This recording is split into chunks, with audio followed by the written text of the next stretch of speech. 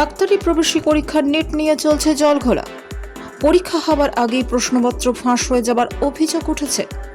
দুর্নীতি জালিয়াতির এই ভুরি ভুরি অভিযোগের মাঝে একটা নাম বারবার উঠে আসছে, তা হলো সালভার গ্যাং।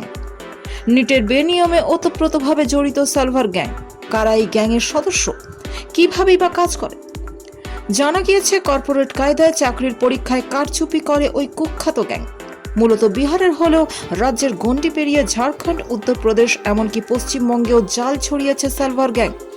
আর এই গ্যাং কিন্তু নতুন নয়।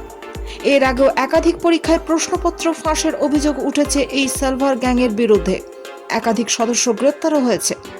তারপরও দমেনি প্রশ্ন ফাঁসে পোড় খাওয়া ওই গ্যাং। বিভিন্ন সোশ্যাল মিডিয়ার মাধ্যমে কাজ করত সালভার গ্যাং। মোটা টাকা দিলে সলভ করা অর্থাৎ সমস্ত উত্তর সহ প্রশ্নপত্র পাওয়া যেত। সেখান থেকে নাম সালভার গ্যাংয়ের। অগ্রিম টাকা দিলে পরীক্ষার আগের দিন প্রশ্নপত্র হাতে পেয়ে যেত পরীক্ষার্থীরা। এটুকুই নয়, তবে পরীক্ষার্থীদের আরও একটি অপশন দিত। যারা বেশি টাকা দিতে পারত তাদের জন্য থাকতো একজন মুন্না ভাই।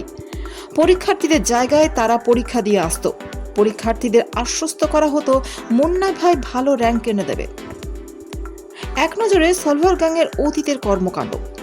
সেপ্টেম্বর 2020 উত্তরপ্রদেশের জাল সার্টিফিকেট তৈরি করত এই গ্যাং। তখন 6 জনকে গ্রেপ্তার করে আলিগড় পুলিশ।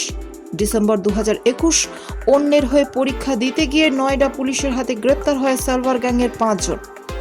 জুন 2023 উত্তরপ্রদেশের সাবঅর্ডিনেট সার্ভিস পরীক্ষায় কারচুপির অভিযোগে সালভার গ্যাংয়ের 10 জনের বেশি সদস্য গ্রেপ্তার হয়। ফেব্রুয়ারি 2024 উত্তরপ্রদেশের এসটিএফ সালভার গ্যাংয়ের 12 জনকে গ্রেপ্তার করে। জুন 2024 নিট পরীক্ষার কেলেঙ্কারিতে জড়ালো সালভার গ্যাংয়ের নাম।